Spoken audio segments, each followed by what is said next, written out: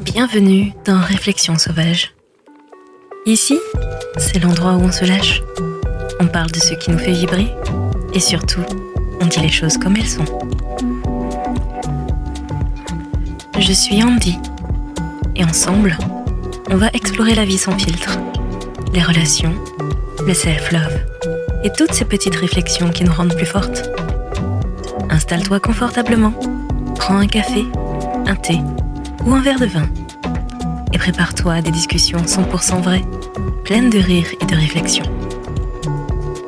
Allez, c'est parti. Réflexion sauvage, let's go.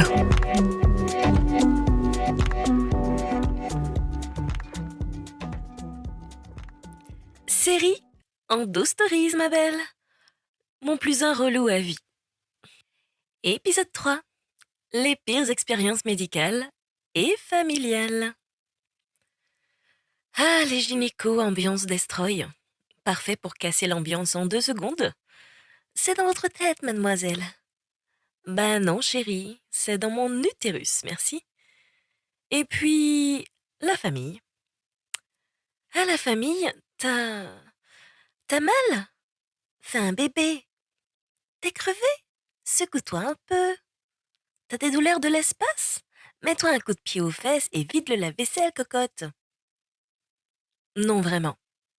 Quelle ambiance! Et si je devais résumer, c'est un subtil mélange entre le jugement, l'incompréhension et des conseils santé dignes d'un horoscope des années 90. Merci, mais non merci, hein.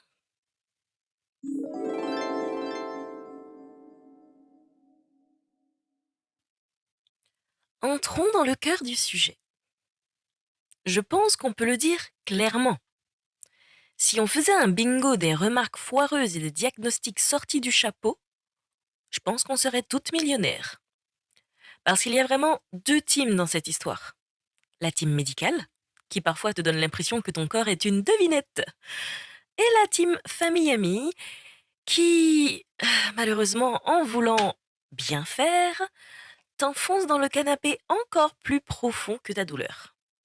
Allez, je vous ai préparé un petit best-of bien gratiné. Côté médical, on est sur du grand cru. Oh là là, mais comment fait votre petit ami? Ça doit être difficile pour lui. Ah mais, pardon? Pardon? Je m'inquiétais pour moi, pour mes douleurs chroniques, ma fatigue, mon quotidien fracassé. Alors qu'en fait, le vrai sujet, c'était « Pauvre chéri, il doit souffrir lui aussi !» Mais bien sûr, pensons à lui, le pauvre homme obligé de tolérer une copine à moitié pliée en deux et qui annule parfois des plans resto. Courage à lui, soutiens fort ses pensées. Non mais, mademoiselle, arrêtez de faire votre chochotte. C'était la petite pépite servie sur un plateau par une gynéco. Oui, oui, une femme. J'étais à 2 doigts de lui répondre « Ok, cool. On échange nos utérus pour le week-end et on fait un bilan lundi? Comme ça, on voit ce qui se passe. » Pour avoir des enfants, vous allez souffrir. Ou alors, vous pourrez pas en avoir. Ça, la douceur incarnée. Merci docteur pour cette masterclass d'empathie. Je voulais juste comprendre pourquoi j'ai mal. Et je repars avec une prédiction dramatique gratuite. On se croirait dans une mauvaise télé-réalité. Bienvenue chez mon utérus, l'élimination approche. Côté famille, c'est souvent là que ça pique le plus. Et là aussi, ce n'est pas des moindres. À mon époque, les jeunes filles faisaient des tâches ménagères, même pendant leurs règles. Oui, bah, super. À ton époque, on roulait sans ceinture et on pensait que fumer enceinte aidait à relaxer le bébé. Je te propose qu'on passe à autre chose maintenant. Sérieusement, là je suis littéralement en PLS avec mes ovaires qui jouent à Colamaillard dans mon ventre et tu me parles de passer l'aspirateur? Il faut savoir reconnaître ses priorités dans la vie. Non mais, si tu sors pas, tu rencontreras personne. Ah, mais c'est vrai. Je vais me lever, enfiler une robe, maquiller mes cernes jusqu'aux genoux et foncer sur la piste de danse. Tout ça pour tomber dans les pommes à la troisième chanson. Franchement, super plan. Merci Tata pour cette remarque. Et puis, il y a l'inoubliable, le moment humiliation publique, le summum du malaise. La fois où une mamie dans le bus m'a insultée parce que j'étais assise. Je précise, je suis là, blanche comme un drap, le ventre en feu, un kyste qui vient de me lâcher en douce, la nausée monte à 300%. Et elle me sort: vous pourriez céder votre place à une personne qui en a besoin, jeune fille. Alors que, sans mentir, elle avait probablement plus de tonus musculaire que moi ce jour-là. J'ai hésité à lui dire: non mais allez-y madame, asseyez-vous sur mes ovaires, vous comprendrez. Bref, ce moment où tu dois choisir entre pleurer, hurler ou te fondre dans le siège pour disparaître. J'ai opté pour sourire et serrer les dents, comme d'hab. Et c'est ça qui est fou, c'est qu'au fil du temps, ces petites humiliations deviennent presque routinières, comme si notre douleur n'était jamais assez visible, assez grave, assez légitime. Et franchement, je te le dis, ça suffit.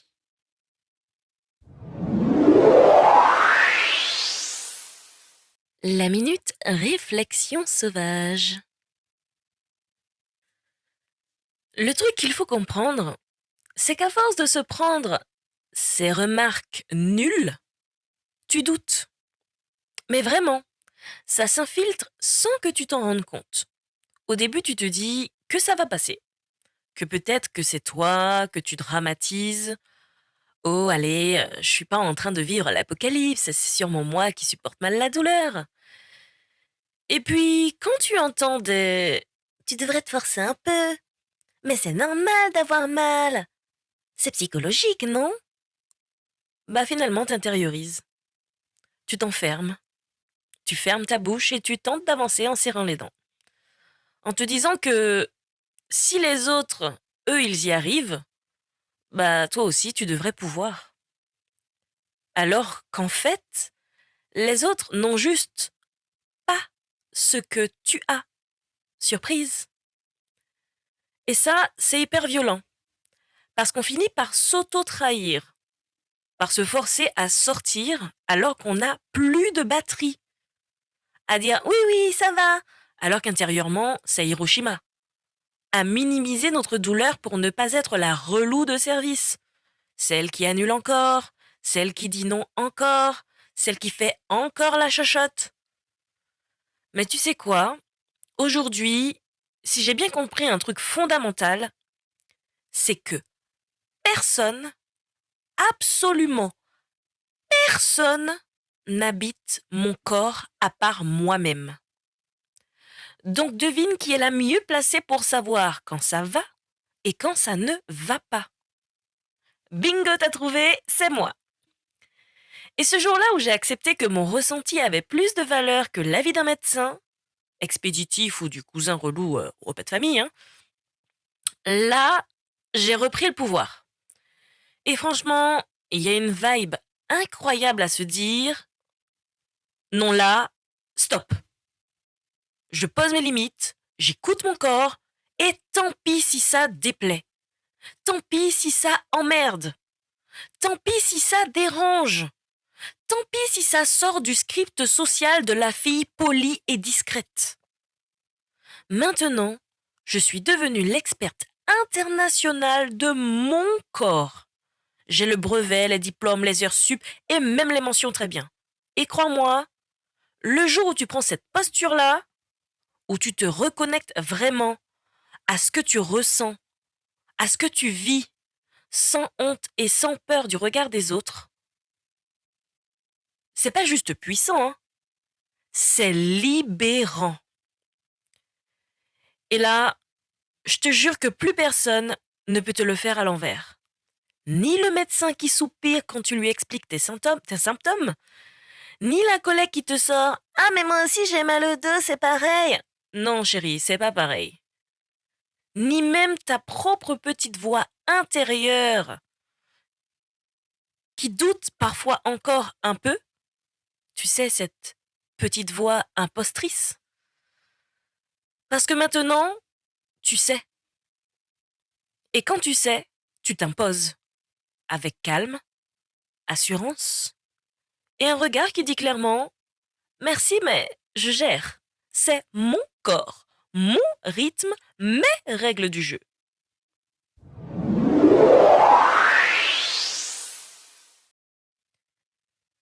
Les conseils sauvages. Voici mes petits tips et mes petits conseils sauvages du jour pour affronter comme il se doit toutes ces remarques désobligeantes, que ce soit de la part du corps médical ou de ta famille. Premièrement, une liste secrète de médecins safe. Oui, ça existe. Oui, ça change tout. Oui, c'est parfois galère, mais il faut que tu checkes les centres de la douleur, les spécialistes de l'endométriose, les vrais pros qui prennent ton dossier en mode « Ok, on va s'en occuper ». Et franchement, passe faire un tour sur endofrance.org. Tu vas voir, c'est une mine d'or. Deuxièmement, le droit sacré au deuxième avis. Toujours, sans culpabiliser. Sans ce deuxième avis, je ne serais pas là pour te le raconter aujourd'hui. Et il ne faut pas avoir peur d'être relou. Si tu as un doute, tu demandes. Point barre. On s'en fiche de ce que peuvent penser les autres. Troisièmement, voici quelques réponses cinglantes prêtes à dégainer si jamais on t'embête. Il faut faire un choix. Soit vous voulez avoir un enfant, soit vous voulez ne plus avoir mal. Merci, au revoir. Quand on m'a sorti ça, j'ai consulté quelqu'un d'autre. Et devine quoi? Cette personne m'a écouté. Genre, vraiment. Elle a compris ce dont j'avais besoin et ce dont j'avais vraiment envie. Votre utérus, c'est une vraie zone de guerre. On ne peut rien faire. Eh ben, vous savez quoi? Je suis allée voir ailleurs. Et figurez-vous qu'on a trouvé des solutions pour me soulager. Incroyable, non? Moralité, ne laisse jamais quelqu'un t'expliquer que c'est ton destin de souffrir. Il y a toujours des solutions. Toujours. Même pour toi.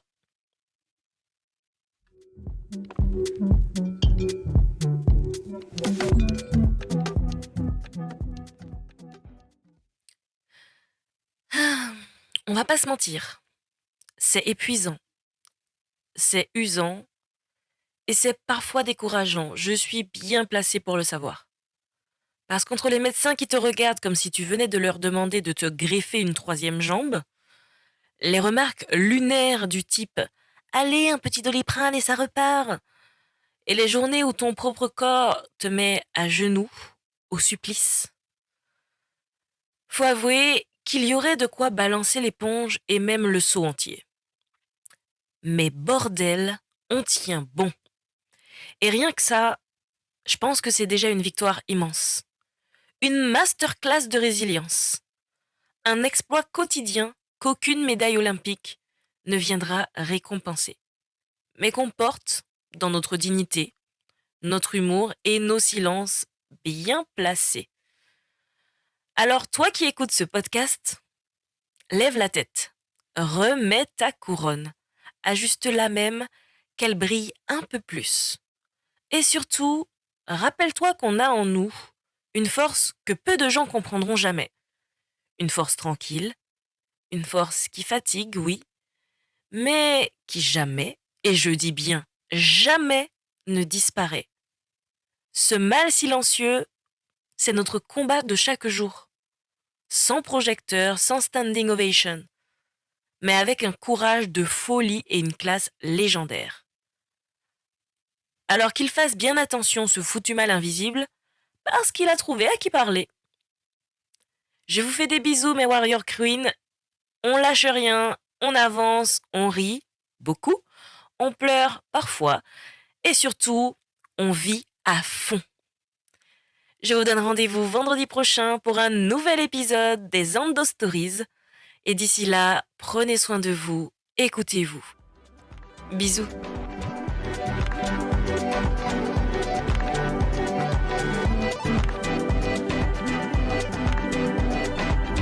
Et voilà, c'est tout pour cet épisode de Réflexion sauvage. J'espère que ça t'a fait sourire, réfléchir et peut-être même un peu bousculer. Si tu as aimé, n'hésite pas à partager avec une amie, laisser un petit avis ou tout simplement en parler autour de toi. On se retrouve très vite pour une nouvelle dose de réflexion, de rire et d'authenticité. D'ici là, n'oublie pas, reste sauvage, reste vrai et surtout prends soin de toi.